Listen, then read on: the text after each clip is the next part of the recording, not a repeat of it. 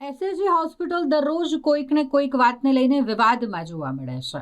અહીં દર્દીઓ હેરાન થતા હોય તેવા અનેક કિસ્સાઓ અને હવે આ કિસ્સામાં વધુ એક વધારો। એસએસજી હોસ્પિટલ મધ્ય ગુજરાતની સૌથી મોટી હોસ્પિટલ વડોદરા શહેરની એસએસજી હોસ્પિટલમાં ફક્ત વડોદરા શહેર અને આસપાસના જિલ્લાથી નહીં પરંતુ અન્ય રાજ્યમાંથી પણ દર્દીઓ સારવાર માટે આવે છે। આ હોસ્પિટલમાં સુવિધાને લઈને ઘણી સમસ્યા છે કારણ કે અહીં આવતા દર્દીઓને યોગ્ય સુવિધા નથી મળતી। હાલની વાત કરીએ તો તાત્કાલિક વિભાગ અને તાત્કાલિક વિભાગનો મેડિસિન વિભાગ અને એનો 5મો વાર્ડ જ્યાં દર્દીઓને હાલાકી થઈ રહી છે। 5મા માળે દર્દીઓને પંખાની સુવિધા આપવામાં નથી આવતી। એક તરફ બફારા જેવો મોસમ ચાલી રહ્યો છે તેવામાં દર્દીઓને પંખાની સુવિધા નથી મળતી, પંખાઓ નથી ચાલી રહ્યા અને પાણીની પણ સુવિધા નથી, જેના કારણે આ દર્દી અને દર્દીના સગા સંબંધીઓ હેરાન થઈ રહ્યા છે। તેમની માંગ છે કે તેમને કમસે કમ પંખાની તો સુવિધા આપવામાં આવે। આ દર્દીઓ અહીં સારા થવા માટે આવતા હોય છે, સારવાર લેવા માટે આવતા હોય છે, સારવારને બદલે દર્દીઓને હેરાન થવાનો વારો આવી રહ્યો છે।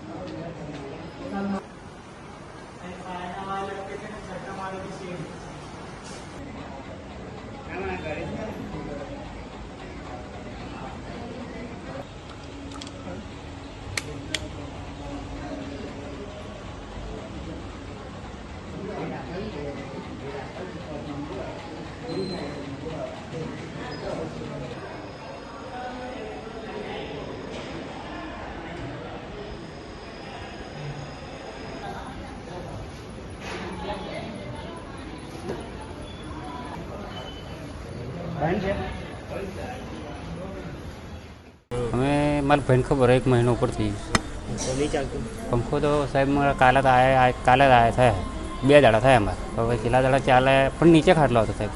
અત્યારે અહીંયા 2 દિવસથી તો પંખો ચાલતો જ નહીં। હા બંધ છે કીધું સિસ્ટરને?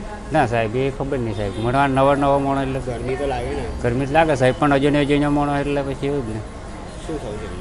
આ ખેંચો ચાલુ થઈ ગઈ સિસ્ટરને કહેવાનું પંખો બંધ છે પણ સાહેબ હું નવો મળતું પણ આવવાની જરૂર નહીં પડતી? પડે સાહેબ, આવવાની જરૂર તો પડે। हाँ जी बराबर। राजू भाई मैं यहाँ पे 6 दिन से दाखिल हूँ। 6 दिन से अंदर ना पंखे की सुविधा है, ना पानी, संडास, बाथरूम की सुविधा है। क्या इशू होता है? पानी नहीं आता? पानी आता है, बंद हो जाता है, कभी कभी तो 12 घंटे भी हो जाते हैं, पानी आता ही नहीं है।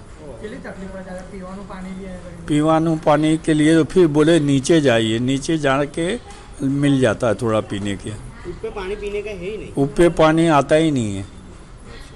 अब कितने दिन से? ये 6 दिन हो गया। पंखा भी ऐसे ही हालत है आपके सामने चल रहा है। कितनी तकलीफ पड़ती है? अब तो पेशेंट अब कुछ चला भी नहीं सकते। मगर क्या करें अब, ये आप लोगों से प्रार्थना कर रहे हैं क्या तब ऊपर अधिकारी से कंप्लेंट करे तो अच्छा है, जरा सुविधा मिल जाए। गोपी ठाकुर।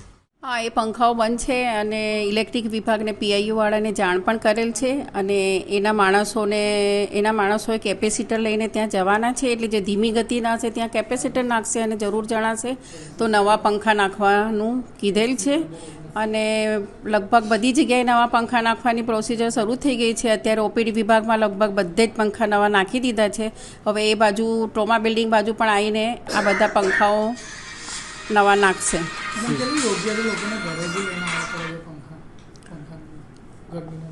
હવે એ લોકો જાતે લઈ આવતા હશે ઘરે, બાકી તો અમે અમારા ઇલેક્ટ્રિક વિભાગને તો જાણ કરેલ જ છે અને તાત્કાલિક જ પંખા બાબતે સૂચના આપેલ છે એટલે કરી જ આપે છે। સિસ્ટર લેખિતમાં ઘણી વાર આપ્યું છે તો બી આ લોકો સાંભળતા નહીં, શું કહેશો? એને પીઆઈયુવાળાને જાણ કરી છે ફરી વારંવાર।